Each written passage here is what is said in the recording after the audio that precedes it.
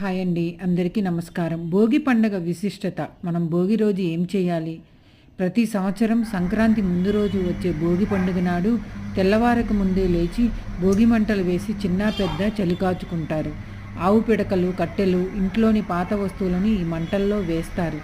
దక్షిణాయనంలోకి ఆఖరి రోజు భోగి దక్షిణాయనంలో తాము ఎదుర్కొన్న కష్టాలు, బాధలను భోగి మంటల రూపంలో అగ్నిదేవుడికి సమర్పించి రాబోయే ఉత్తరాయణంలో సుఖ సంతోషాన్ని ప్రసాదించమంటూ ప్రజలను ప్రార్థిస్తారు. భోగి మంటలు పూర్తి కాగానే తలకి ఒంటికి నువ్వుల నూనె పట్టించి మర్దన చేసుకుని కుంకుడుకాయ రసంతో తలస్నానం చేయాలి. భోగి మంటలు మన ఇంటిని పీడను తొలగిస్తే ఇలా చేసే స్నానం మనలోని పీడను, దారిద్ర్యాన్ని తొలగిస్తుందని పెద్దల నమ్మకం. ఇంకా పిల్లలకు భోగి పళ్ళు పోయటం, బొమ్మల కొలువు, కొత్త బియ్యంతో చేసిన పులగం తినటం, భోగి పలక వంటివి మన తెలుగువారి సాంప్రదాయం. ప్రతి ఒక్కరూ కూడా భోగి పండుగని అంగరంగ వైభవంగా జరుపుకోండి.